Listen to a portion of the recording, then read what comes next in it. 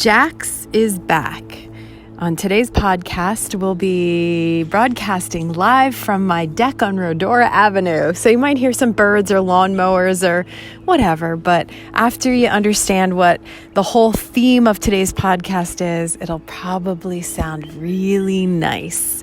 So I also thought it would be fun to interact with somebody I don't have to social distance myself from, who happens to be a millennial.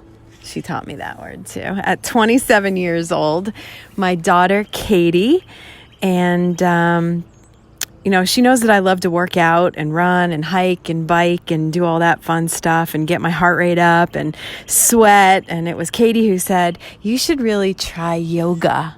And I said, "No way, no how. I don't want to. That's not what I like to do. It's not really something that, makes me sweat a lot. Just everything about it. I didn't like anything about the word yoga because it meant that I had to calm myself down and my heart rate had to slow down, and I just wasn't really ready for it. So first of all, thank you, Katie, for putting up with me. Do you remember when we used to do the take your daughter to work day and you'd be on the radio with me? Yes, I do. So thanks for coming along. And obviously you're off from your full-time position at the wine and spirits store. And it's nice to have a break, right? Absolutely. The place is very chaotic. Yes. So this is where we get to talk a little bit about her practice and what she's doing right now and how important yoga is in her life. So this is going to be like it won't be that serious, but it'll be like a get to know you kind of podcast in a way. So I asked you in 3 words to describe your personality. And then I'm going to give you the 3 words that I came up with to describe your personality. So the 3 words that describe your personality. Goofy, passionate, and caring. Goofy, passionate, and caring. I said humble, hardworking, and loving. So we're pretty close, right? I was going to say loving. See? So you know that about yourself. Yoga. How long have you been practicing? I've been practicing in the studio for 3 years. I just started school in January. And what type of training is required to become certified as a yoga instructor? There's a lot of training that you have to go through. Right now I have to do 200 hours. There's an ethics test. If you want to be certified with the Yoga Alliance Board, you have a lot of one-on-ones to do. So an ethics test, what does that, is this something that you really have to study for? This is pen and paper kind of test? What is it? As far as I know, it's an online test, and it's just to say that, you're not going to do anything unethical in your practice. Okay, and when you're not in the studio, where's your favorite place to practice? Or where do you practice? Because you said earlier today when you came over, you're like, if this were me, I'd be outside on the deck practicing. And I'm like, yeah, with the dogs jumping on me.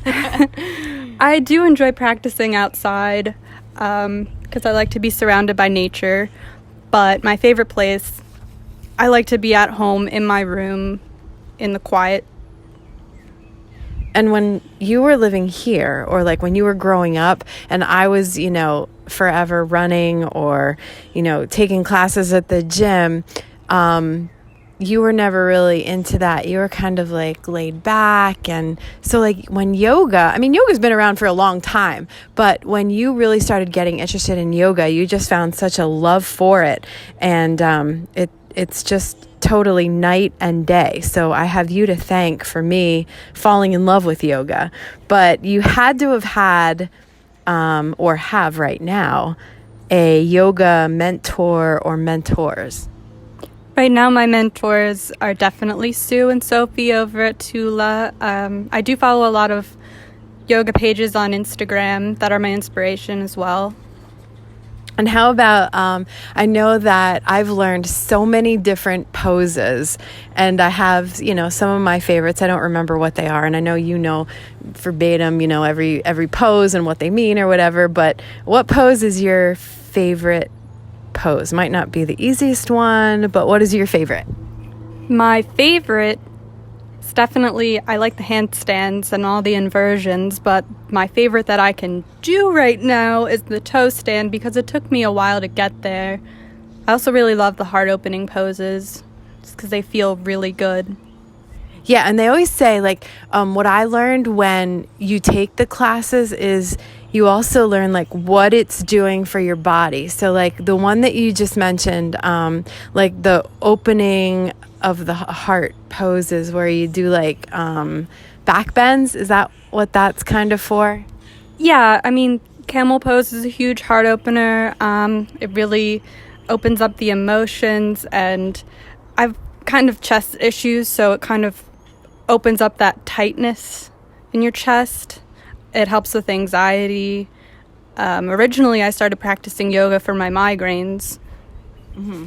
Yeah, and so what is the one pose that happens to be your favorite? Didn't you just do that one? Maybe. Did I? What is your favorite one? The toe stand? Yeah. Okay, the toe stand is your favorite. How about the one that you want to improve? I want to improve the headstand that I'm working on right now, and then go into handstand. I have to work a lot on my upper body strength. Yeah, I'm afraid of the headstand. Really afraid of that. And there are a lot of different styles of yoga. My favorite happens to be hot yoga. I think that's, they call it, I guess, is hot and Bikram the same thing? Or like you can, it's an hour long, the class that we take. But I know that some hot yoga classes are 90 minutes, which I really don't think that I could stick through. But there's a lot of different kinds of yoga. What are the most popular ones? Right, so hot yoga, the ones that are 90 minutes are the traditional Bikram, which is a stolen practice, by the way. Our hot practice is an hour long, and hatha and hot seem to be picking up nowadays. People are using hot if they want to be more active or sweaty. But hatha is definitely the most popular. Okay, what has yoga done for you as far as, for your body, for your mind, for your soul, for the people around you? It's definitely helped me stay calm. It helps with my anxiety, just because it's taught me a lot about mindfulness and self-love. And it also helps you stick to a routine. Yeah, something that I don't really have because everyone around me knows that I probably have attention deficit disorder, but I was never diagnosed with it. So I diagnosed myself, and it definitely gets you to calm down, to stick with one thing. And like you said, kind of that self-love kind of feeling, and it's really awesome. So when I ask you where your calm presence comes from right now, would you say that yoga is like your number one go-to? Or like, I don't know, I'm very high strung, so I don't know where you get your calm presence from. Definitely from meditation, I think, and yoga helps you stay present in the moment as well. So I don't know, maybe that's where I get it from. Not my side of the family, for sure. I know that for a fact. And since we're, during this COVID-19, are you seeing with your age group, like between, let's just say, I don't know, 23 to 29, let's say in there, do you think that there's more of an uncertainty, a fear, or people your age are oblivious to what's going on right now? Like, what is it, like, doing for you and the people in your age group that you see right now? Most of the people in my age group are doing the right thing. They're staying home, social distancing. I'm definitely seeing a lot of uncertainty, for sure. I think with everybody, though. But I also see a lot of coming together through Zoom, exercise, Facebook chat. I chat with my friends every night on Facebook Messenger. Now, do you think that you would suggest yoga in a situation like this, or do you think that yoga is for everyone, or just some people? It's just not for everyone. I think now is the perfect time to start trying it if you were to ever try it. And it can be for everybody, but some people are just so, I don't know, I think they think it's more of a religious thing, and that tends to keep people away from doing it, but everybody could definitely benefit from it. And I think another thing is people just aren't open to it. They don't open their mind to it, because that's where I was, going into the yoga studio for the first time, it was kind of like, it's going to be so hot. I'm not going to be able to handle this. I went in with a negative mindset. So that's exactly what you're going to get out of it, what you put into it. And then after that first class, when I realized that I could do it right now, and I think it's going to stay this way, I am so addicted to it. And I'm super proud of you and what you're doing and what it's done for you. So I kind of, am watching everything that you're doing, and I'm amazed by it, but I can't get enough of it. And that's the only one that I do. See, you know all the different types of yoga practices that there are, and I've only opened myself up to that one hot yoga. So, the other question that I have is, do you feel it's an alternative form of healing and medicine? Can you say that you have come to know yoga in a form of that it's medicine for you, opposed to something else? I would definitely call yoga a medicine for me personally, just in a psychological aspect. But it's definitely not a cure for anything. It can just, meditation and yoga alone have been proven to reduce stress, anxiety. It's helped me with my migraine and anxiety in the past. So, it could be an alternative healing, but it's definitely not a cure for anything. All right. So do you have any recommended yoga reading? Any books that you like to read, or favorites that you've come across that have really helped you during this time? My personal favorite is The Path of the Yoga Sutras by Nikolai Bachman. It just has a lot of background on yoga and a lot of inspirational quotes. So I love inspirational quotes, by the way, but now you learn from reading, you learn from your yoga instructors, you learn from doing the practice every day. What I'm learning from you is watching you, as I said before, and learning some new things about you that I didn't know until about a month or so ago. But what are your eating habits? Well, I've recently started a vegetarian diet, which consists of primarily leafy greens and smoothies for your protein, taking some vitamins, lion's mane mushroom, and 3 daily vitamins. Mushroom is a vitamin? Yes, lion's mane helps with cognitive function, and there's a lot of other mushroom compounds in there that help with immunity, which now is a perfect time to try that.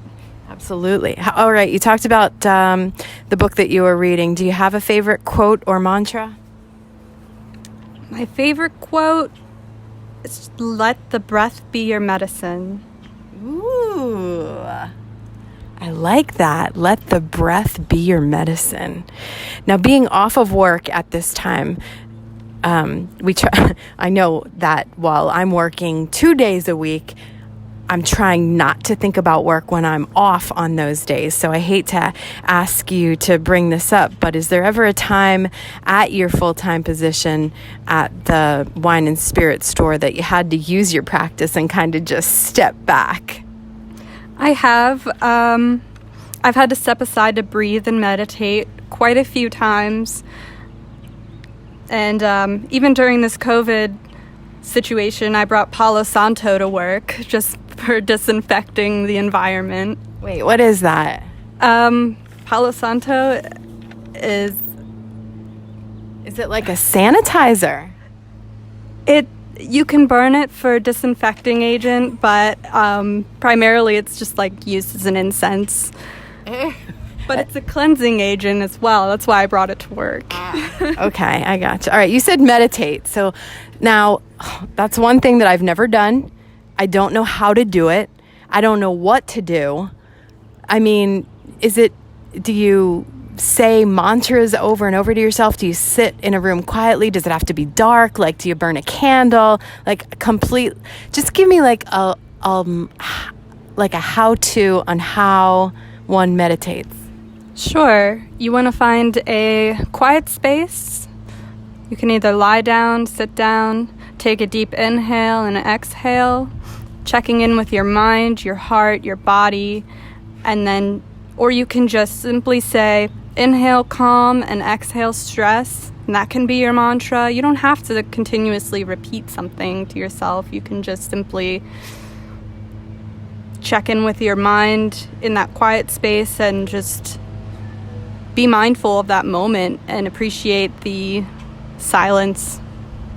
And how long do you meditate? Is it just like however long you want to, or is there, a strict amount of time that it takes for you to get your mind to go where it needs to be? I try to do a minimum of 5 minutes a day, but you can meditate for as long as you want. Even I call meditating even just stepping out for a few breaths to calm me down from an anxiety attack or something. I need more of that. Things that I never knew. Once you become certified as a yoga instructor, what or where would be your perfect, this is like a dream place, or maybe, not even a dream. Maybe it's not even that far-fetched because I haven't even talked to you about it, other than right now. So somewhere that you would love to be or love to teach, what do you envision? I would certainly like to be out west somewhere. No. Yes. No. Yes. You cannot leave me. No, now that's new to me. That's news to me. Would you like to hear my dream? Okay, yeah. Oh, wait, is this your dream, or is this is what you want to do? Is this the dream? What I want to do, I want to first start at Tula and maybe go on a solo practice. But my dream, I would like to do the retreats. Those jungle retreats. That would be so fun. All right, makes sense, I guess. I love traveling. I mean, it would be perfect. Yeah. And Brian, your boyfriend, is totally fine with this. Absolutely. He says, let's do it. Do whatever you want. That's what's going to make that relationship last right there. And I know you guys have, do your share of traveling, and you love hiking, and, that's really nice to have a partner that encourages you to live your dream, and you encourage each other. So that's really awesome. But the place that Katie and I were talking about is called Tula Yoga, and it's in Exeter. And I kind of just, fell upon it by accident. And my friend Jen teaches there. And of course, everyone has kind of become family between Sue and Sophie and just everybody, even the people that take the classes. And right now during this time, they're offering Zoom classes, which you can find on their Facebook page. So it's really neat. But there are a lot of other places, in our area that offers a yoga practice. And it's just a really neat thing, I guess, to be able to check in with your body. And I know that there's one thing that I clearly don't understand either when we're in there, because I always say, I don't know about these singing bowls. What do they do? I feel uncomfortable. I can't, because I'm the one that still can't reel it in. I shouldn't say I can't. I have not learned to meditate. I have not learned to shut the world out. I have not learned to find silence yet. But I think after talking to you today, there's, if someone like you can make me a believer in the yoga practice, then it's probably something that I should look more into. And it does take a little bit of time to get there. Now, how many hours is the yoga training? It's a 200-hour yoga teacher training, but it's an entire year long. There's a few that are out there that are only 6 to 8 weeks, but I wanted to do something that would give me more hands-on experience and have more knowledge on the background of yoga.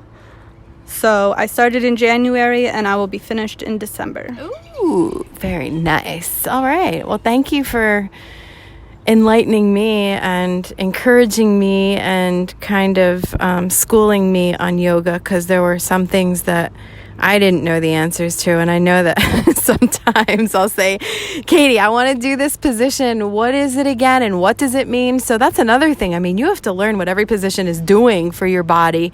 And, there are some that make me feel really good. So here, I'm going to have you hold this microphone and you can talk to my friends on there. Just tell me what this position is right now. You can explain what I'm doing because they can't see me. Sure. Okay, watch. This is the one that I want to know and why it's so important. So go ahead. Okay, so it looks like she's going into a wide-legged forward fold, which you just stretch your legs into almost a split, and you try to touch your head to the floor.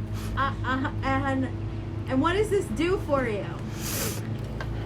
That is, it's an inversion. We do that in hot class, and you don't necessarily have to touch your head to the floor. You can touch it to a block, and then you wrap your hands behind your calves, your feet, or put your hands to the floor.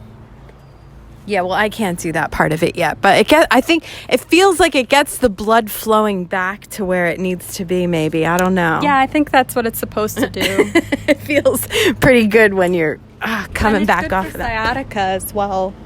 What is that, in your back? Yeah, it's the base of your spine. Okay, great. So I'm just learning along the way, and I encourage everyone to do something new during this downtime, what I'm calling the pause. And I appreciate Katie coming along and having fun with me on this beautiful, beautiful day. Every day is a beautiful day when you're able to take a pause. So whatever you're doing during this time, try something new. And I thank you for listening to Jax is Back. Thank you, Katie. You're welcome. Thank you.